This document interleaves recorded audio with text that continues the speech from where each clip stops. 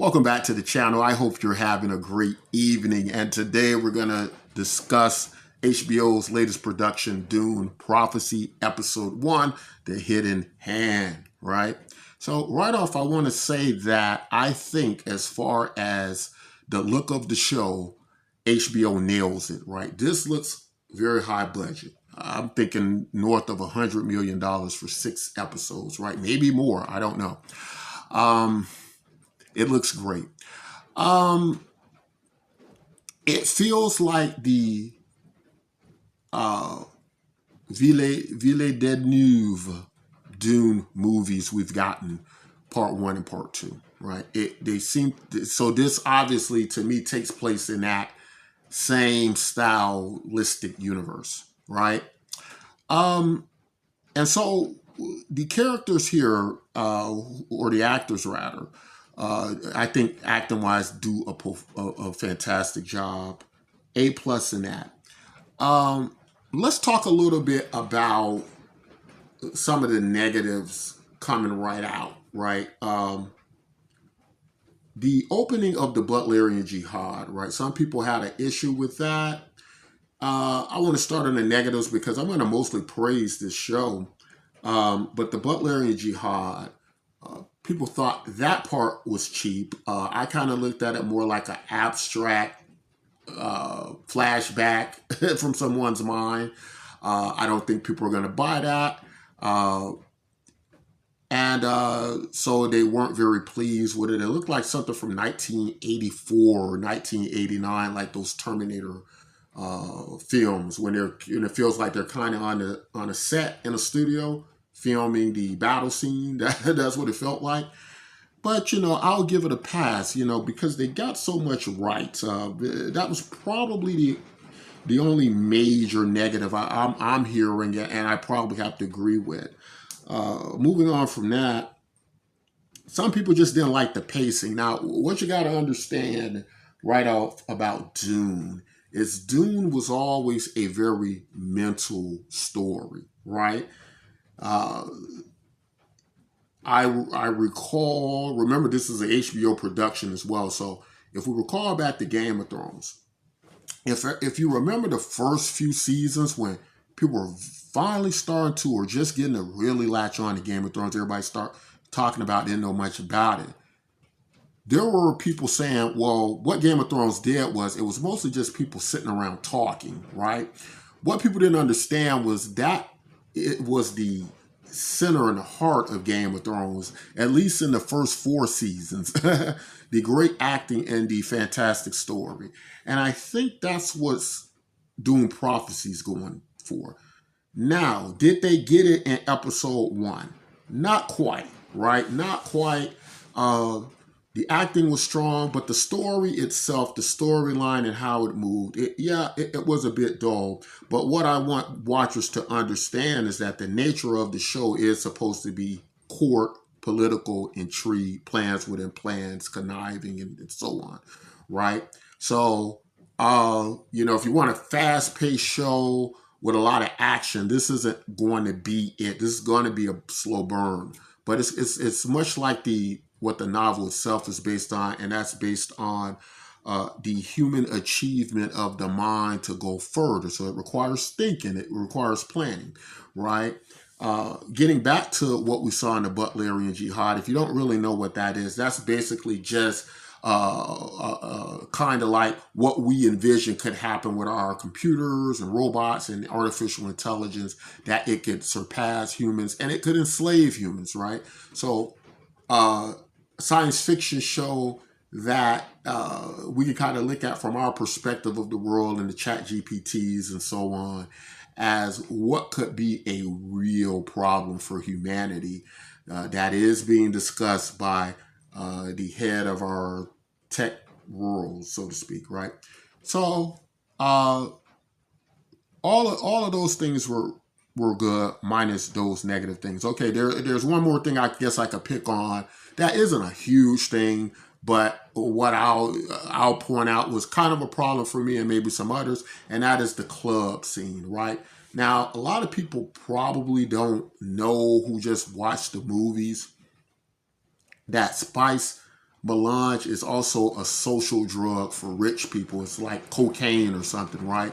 Beyond expanding human consciousness in the minds, and for some, like we got to see with Paul Atreides and making him a super being, it is a social drug as well for very wealthy people. And so we get to see this scene where they're kind of going to clubs. The Emperor's daughter here, played by Mark Strong, Emperor Javico, his daughter, the princess, we get to see them kind of do this club party and thing where they're doing the spice, right? They're doing it like you do cocaine or something, and it looks like a club maybe set in Miami, right? I didn't like that because it kind of took me out of the world of Dune, and I think that's what a lot of other people didn't like about that. But all in all, something that wasn't a big deal, right? It just kind of pulled me out of the Dune world for a moment. Also, keep in mind, if you don't know, this takes place about 10,000 years before the era of Paul Atreides. And when I'm speaking of Paul Atreides, of course, I'm talking about the modern day Villeneuve films, right? That we got to see with Timothy Chalamet and Jason Momoa and Oscar Isaacs, right? But you probably didn't know that in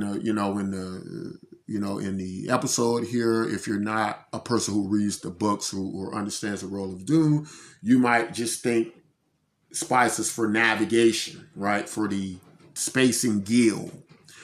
To your left here, a lot of the story is centered around Valia Harkonnen, who is the ancestor of the Baron Harkonnen, right?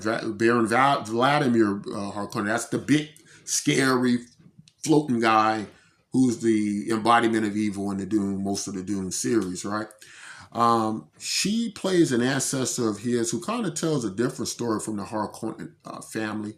This Harkonnen ancient family is almost, you could be considered decent people, right? The current day Baron is just a guy trying to make his way in the universe, selling whale oils and skins and so on. What other negatives were there to this? Before I get into more of the positives, I love the design of the spacecrafts. Everything design wise, clothes wise, hit right on, right?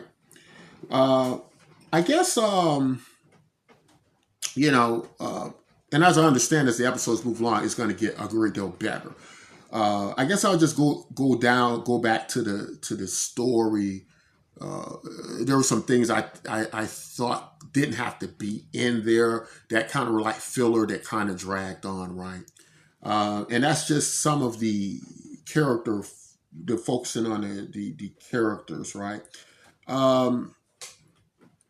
Again, a slow burn, right? It's going to be a slow burn. This is going to be the consciousness and the mental exercise that the novels are all about for some of us, right? I guess I could just go back to that club scene and say it felt kind of CW-like, and I kind of feel like they put that in there maybe for a younger audience, right? But Dune, I don't think is meant for a younger audience. It's meant for a smarter audience, and I don't think that they should change that. But of course, HBO got to pay bills, and maybe that exists for that reason. But the spacecraft and all of that scenery, fantastic. Now to your right is Kieran Atreides, right? Now, the Atreides family reminds me of the Stark family from Game of Thrones. That's the people we want to see, the people we're rooting for. We want to see Paul Atreides. Well, in this particular era of the Dune universe, he's more like Gurney, right? The swords master who trained Paul Atreides, but not for the Atreides family. He's serving the Carino family, right? Interesting enough, the Emperor's homeworld is on Seleucus Secundus, right? That's the prison planet of the Sardaukar, right? Those were the Emperor's trusted guards, right? The elite force. But that planet looks desolated, right? In this particular era, it is a paradise, right? It is the Emperor's home world, whereas not Caladan, it's not called Caladan. The Carinos actually move their home world in the future, so you get to see. And um, Seleucus Secundus becomes like a rainy, desolate planet, kind of very reminiscent of the reverse of how Arrakis or the planet Dune becomes a fertile planet in the future, right? And all the worms die and so on.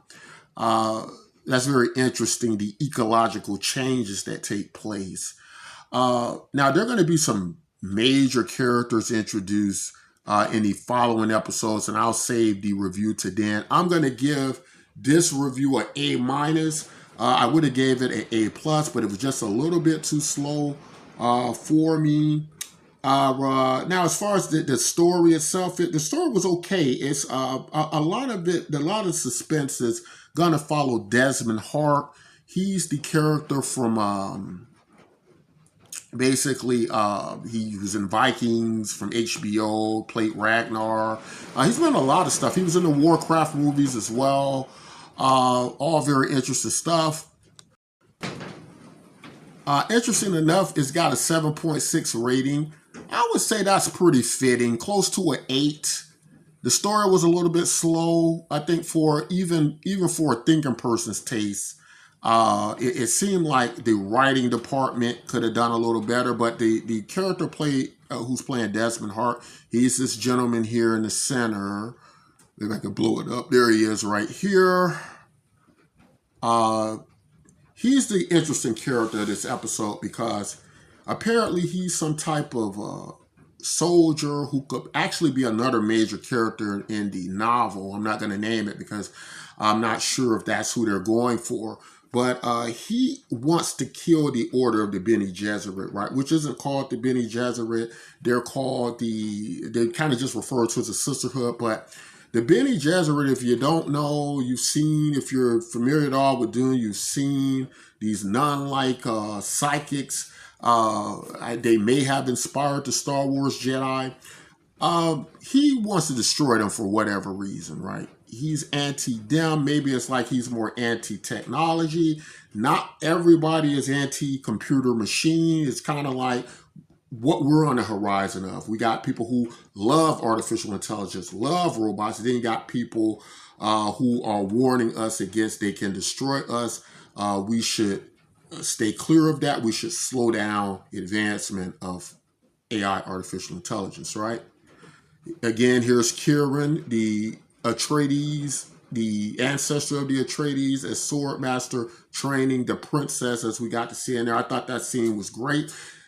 Apparently, shield technology, the shield that they use, the technology that they use with the shielding was around 10,000 years ago, right? So this, what I find a little bit kind of strange, though, is that in 10,000 years, technology hasn't really changed at all. In 10,000 years, that's a long time. And it seems to have stood still. Now, we can make an argument it stood still because of the destruction of the computers and AI, and I think that's a good argument to make. I don't know if the novels address this. And so Desmond Hart here, he wants to kill the order here of the Bene Gesserit, right? Shown here. Will he succeed? Apparently not.